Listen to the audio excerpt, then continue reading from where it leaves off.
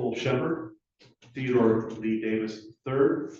This is a friend of the court show cause regarding Mr. Davis regarding a contempt hearing. Today's hearing is scheduled because it has been alleged that the show cause was previously scheduled on March 14th, which would have been last week, and Mr. Davis failed to appear. I believe a bench warrant was issued, correct? Correct. Body bond was set, Your Honor. And can you give us an update regarding this? Yes. So as court stated, we were last before the court on the 14th of March regarding show cause for communication and legal custody against Mr. Davis. There was complaints filed regarding violations of the communication provisions as well as legal custody. There was an order entered on October 11th, 2019 regarding communication, no negative or degrading comments or standard communication provisions. There was an order that was entered May 9th, 2019 that stated the parties had joint legal custody. And there was an order from September 10th, 2024 that allowed Mr. Davis to seek a second opinion regarding some medical treatment for the minor child. Those three orders all played into the complaint of the negative or degrading comments being used by Mr. Davis towards Ms. Shember. The complaint also alleged that Mr. Davis had went for that second opinion and then changed the doctors without prior discussion or agreement with Ms. Shember. The September 10th, 2024 order, Your Honor, also stated counseling for the minor child, and that if they were not for the minor child, for the parties, but if they could not agree, they would submit names in front of the court office, so the court would decide. The front of the court was bringing that to the court's attention last hearing because we received one name from Ms. Shember, but Deneen Gundon at List Psychological, but no records in our file of a list of names from Mr. Davis, so that was asked to be brought up as well. Well, I can address that right now. Both parties were required to do so. One party did, it would be Ms. Gundon. Okay. Also, Your Honor, there was a complaint filed in front of the court office on March 10th by Mr. Davis. Reviewing that complaint, it appeared from the complaint that he was seeking a modification to the existing orders, and motions would have had to been filed. Due to him not appearing last week, a letter had gone out stating such that he would have to file a motion asking for the modification of the orders based upon what was stated in that complaint. And then, as stated, due to his failure to appear, the court issued a body bond. He contacted us Monday morning after court, and today's hearing was set to take care of that issue. Regarding the complaint, March 10, 2025 complaint, I don't know what the complaint is about, sir, but you'll have to file motions. You understand? File a complaint motion? No, file a motion with the court, not with the friend of the court, with the court.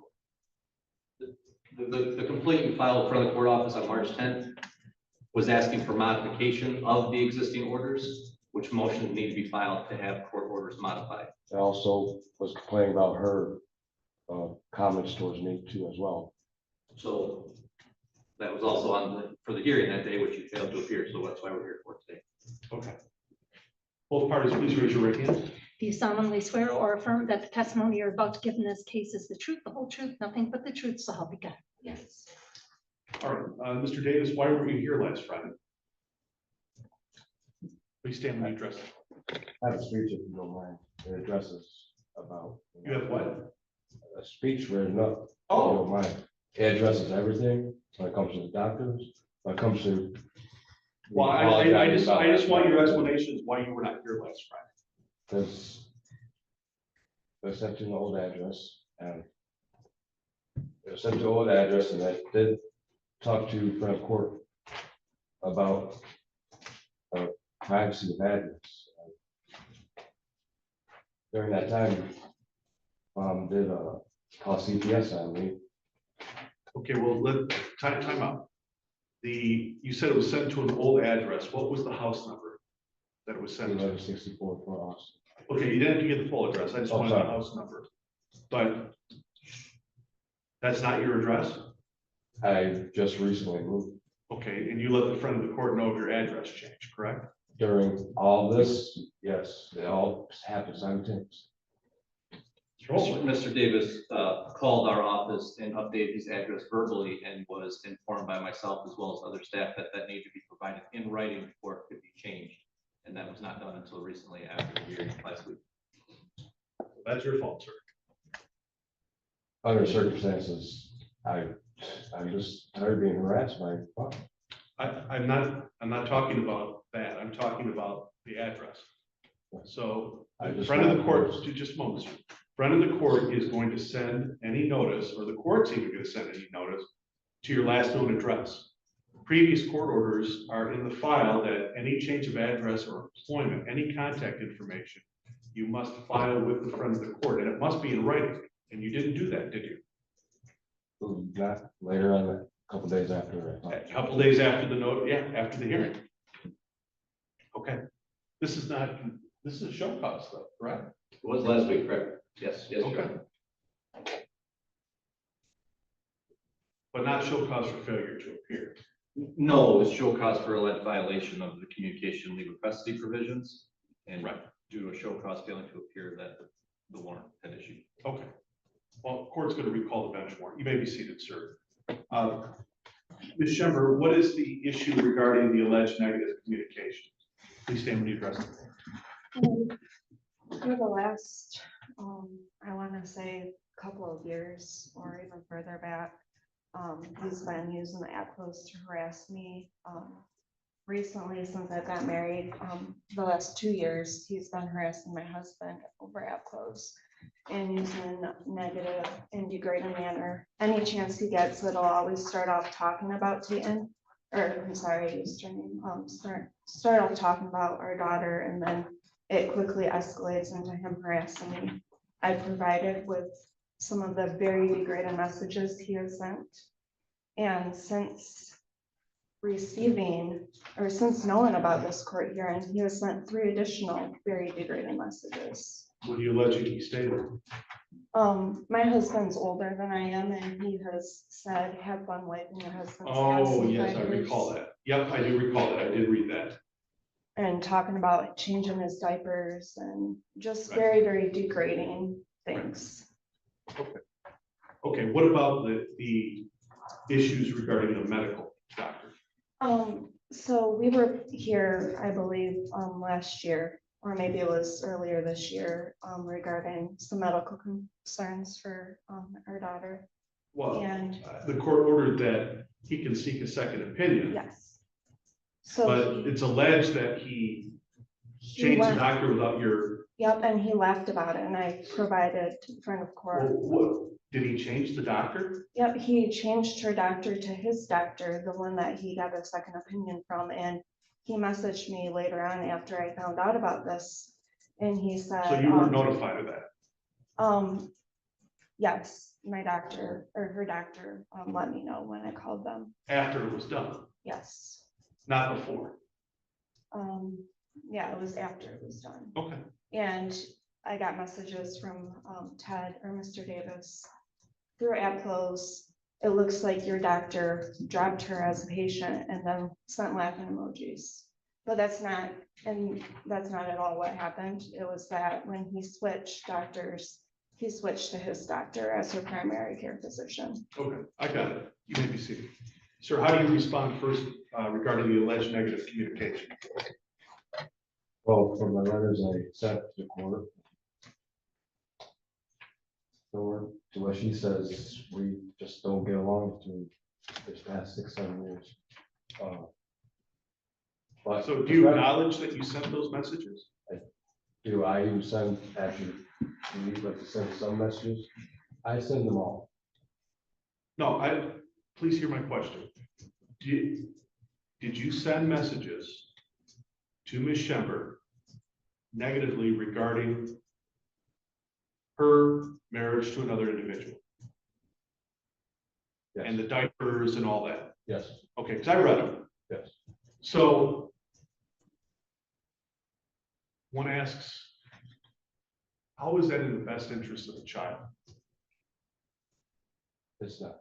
These are Right. after she rejected me to try to co-parent with her for counseling, for what my what our daughter wants, which is one time dad, but through 6 and 7 years, she has rejected me throughout, which I had to take her to hearings or about schooling, where she went back and forth to schooling, and then with the doctors, which now she says, I'm sneaky, but I just took her to the court-appointed second doctor, and their doctors found out and just dropped her, I guess. I never even talked to her. Okay, but, so did you change the child's doctor without, No, I just went up there, we did the appointment, and then she texted me later, which is in the app close text, saying, oh, what's going on? You need to do something about it. Why did you change your doctor? I said, I have no idea what you're talking about, but it sounds like they just dropped you. That's why I said. With laughing emojis. wait, yes, it's his turn. You're aware the court ordered that you could seek a second opinion. Okay, so is the child being treated with your doctor now? Yes, I guess so, You guess so. because I guess her doctor dropped her. Our doctor said our child seems normal. So well, we'll follow. Okay, I understand. Okay. Right, you may be seated, sir. This is a show cause. First, again, the bench warrant is recalled. Mr. Davis has appeared. Again, we have an issue regarding not only communication, but more importantly, animosity between the parties, which again, has no foundation in the best interest of the minor child involved. The court reviewed the communications, and clearly this court finds that they are in violation of the court order, and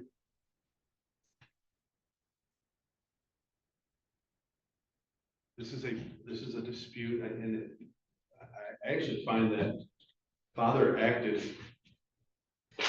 absolutely in bad faith. Again, commenting about the mother's significant other, husband, has nothing to do with this child. As a matter of fact, it just causes more problems. So, as a result, court is going to order a $100 fine that must be paid no later than April 4th. Regarding the doctor issue, I see nothing in here that just the doctor merely dropped the child. Father may have sought a second opinion, but now the doctor has changed. Mother said she had no idea, nor was there any discussion between the parents of a mutual agreement, as the parties have joint legal custody, that should be done. Father acted in bad faith. $250 fine will be imposed. Again, that'll be due April 4, 2025. Word of advice to you, sir. If it has nothing to do with the child, don't bring it up as it pertains to mother or the child. If it involves the child, I get that. I understand that. You can share communication that way. That's how you co-parent. But when you engage in these activities, and I did see the emojis and the laughing and all that, that shows clearly bad faith. You did something that you should not have done. If this continues, it won't be a fine anymore. The court can issue jail time. On top of that, the court can decide that because the parties cannot agree, and if one party just decides that they're just going to do whatever the heck they want, then the court can order that one party have sole legal custody. I don't need to hear any further on it. We have a better understanding moving forward. Any decisions that need to be made regarding the medical needs of the child need to be done mutually. And if they can't be done mutually, don't take the law into your own hands. Come back to court, file the motion, the court will hear it. May I? No, Ms. Schultz. Just to confirm for the record, Your Honor, both sanctions are payable to the court office. Correct. Correct. I did agree to the doctor's